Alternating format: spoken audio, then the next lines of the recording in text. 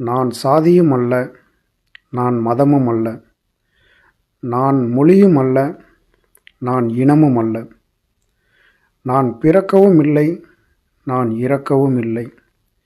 என்னுள் பேரண்டமும் பேரண்டத்திற்குள் நானும் இரண்டற கலந்திருக்கின்ற என்றென்றும் நிலைத்திருக்கின்ற பிரம்மமே நான். பிறப்போக்கும் எல்லா உயிர்க்கும் சிறப்போவா செய்தொழில் வேற்றுமை யான்.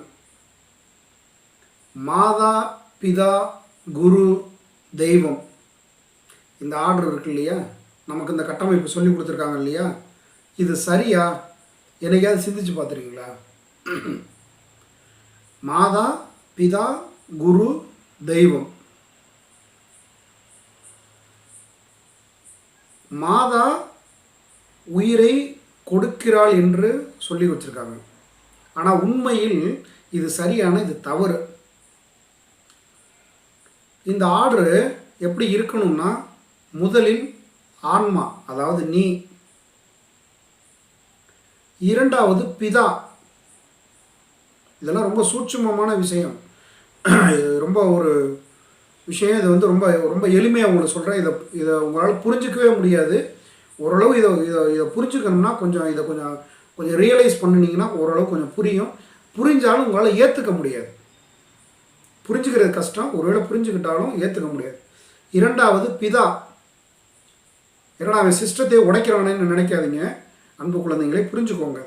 இதை ரியலைஸ் பண்ணினீங்கன்னா தான் அது புரியும். முதலில் உன்னுடைய ஆன்மா, அதாவது நீ. இரண்டாவது, நான் பல தருணங்களில் சொல்லியிருக்கேன், பிறவி வேணுமா வேணாமான்றதை முடிவு பண்ணுறது நீ தான்.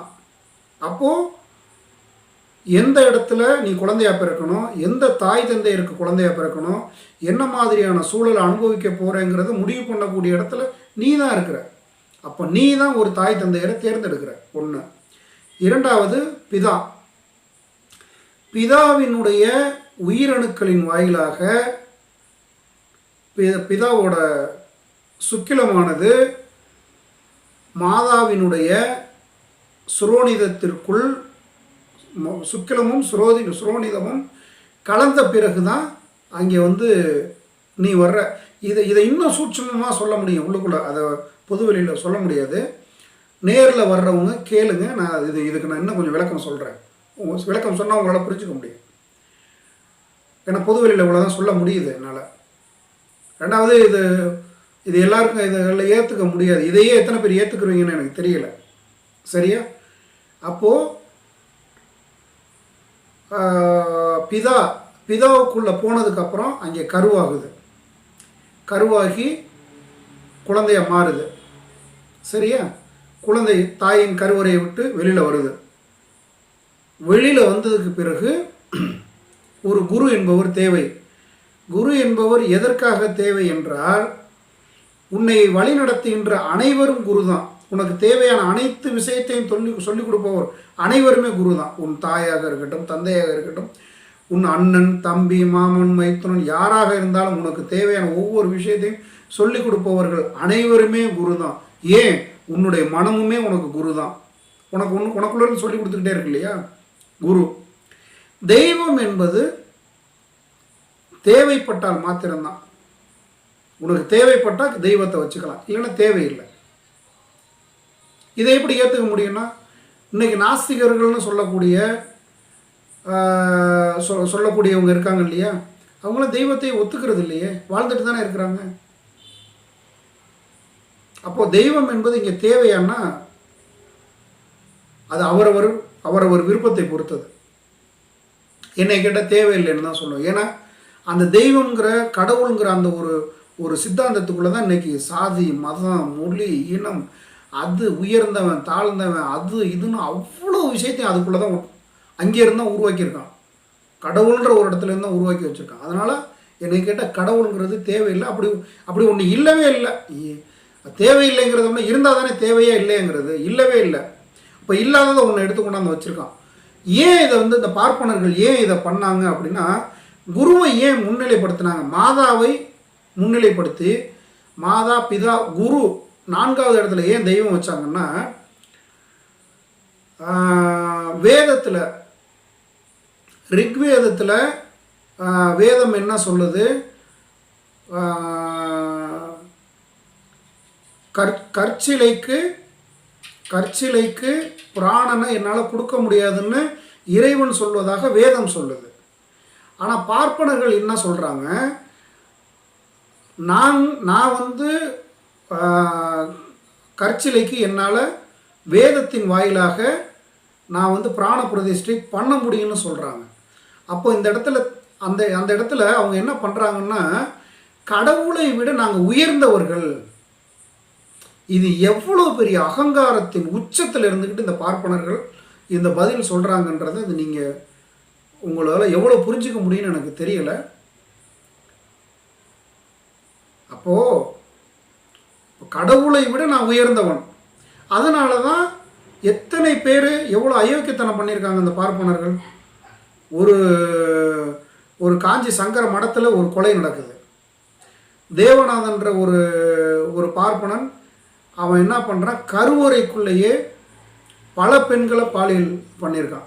ஏன்னா நீ நான் உன்னை விட உயர்ந்தவன், நான் என்ன வேணாலும் பண்ணுவேங்கிற அந்த திமிர், அந்த அகங்காரம்.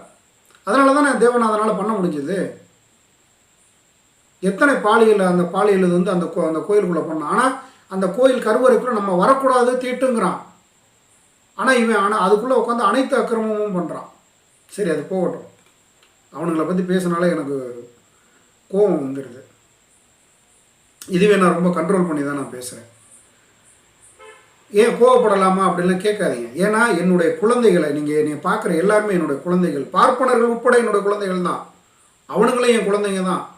அவனுங்களும் அறியாமல் இருக்காங்க. யாரோ ஒருத்தர் சொல்லி கொடுத்தது உண்மையை நம்பிட்டு இருக்கிறானே, இவன் இன்னும் எத்தனை ஜென்மம் காத்திருக்க போகிறானோ, இன்னும் எத்தனை லட்சம் பிறவி எடுக்க போகிறானோ, அப்படி பொய்யா பேசிக்கிட்டே இருக்கானே, பொய்யை உண்மைன்னு நம்பிக்கிட்டு இருக்கானே. இவன் நம்புறது மாத்திரம் இல்லாமல் பல பேருக்கு பொய்யை உண்மைன்னு சொல்லி கொடுத்துக்கிட்டு இருக்கானே. இவன் இன்னும் எத்தனை லட்சம் பிறவி கடந்து இவன் ஞானம் அடைய போகிறான், பிறவா பிறநிலை அடைய போகிறான். அவனை பார்க்கையில் எனக்கு வேதனையாக தான் இருக்குது. நான் அவனுக்கும் சேர்த்து தான் பேசிக்கிட்டு இருக்கேன். அது அவனுங்களுக்கு புரிய மாட்டேங்குது. பார்ப்பனர்களுக்கும் சேர்த்து தான் பேசிக்கிட்டு இருக்கேன். ஏன்டா இவ்வளோ பாவம் பண்ணுறீங்களே? நீ செய்கிற ஒவ்வொரு வினைக்கும் எதிர்வினை இருக்கு. கடவுள் இருக்கிறான் இல்லை, அது வேற தூக்கி போட்டுருவோம். நீ செய்கிற ஒவ்வொரு வினைக்கும் உனக்கு எதிர்வினை உண்டு தானே. எல்லாரும் கடவுள்னு சொல்லக்கூடிய இடத்துல நீ உட்காந்து பாலியல் பலாத்காரம் பண்ணுறியே.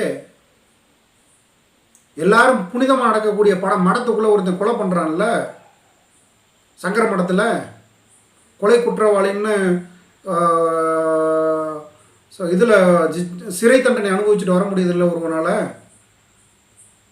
அப்போ இவங்கள்லாம் இதை வந்து புனிதம்னு நினச்சிருந்தா இவங்களால் இதை எப்படி செய்ய முடியும்? அப்போது இவர்களுக்கு தான் கடவுளை விட உயர்ந்தவன்ற அகங்காரம், திமிர், அகங்காரத்தின் உச்சத்தில் இருக்கனால தான் இந்த வார்த்தை.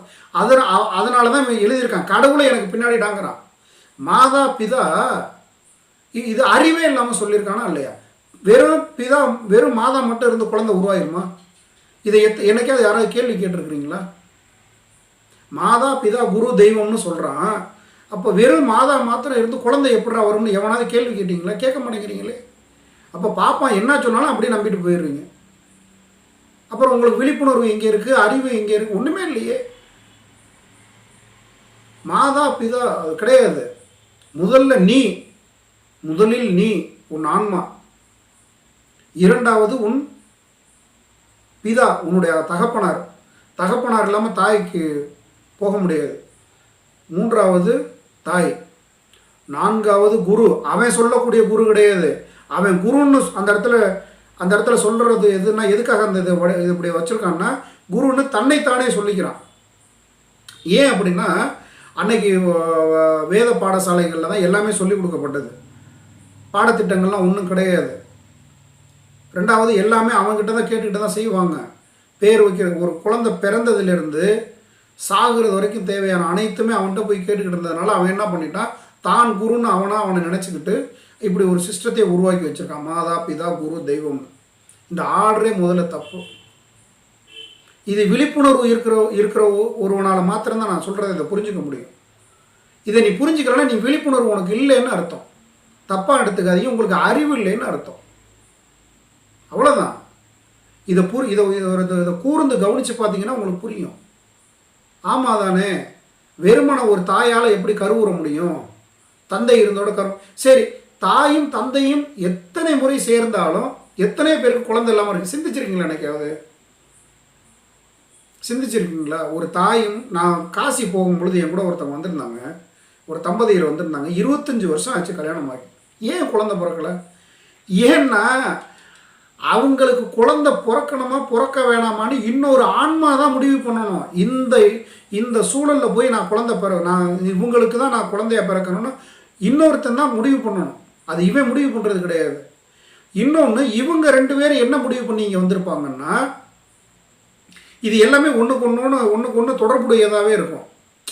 நான் ஒரு தாய் தந்தையருக்கு குழந்தையா பிறக்கணும்னா நான் முடிவு பண்ணணும்.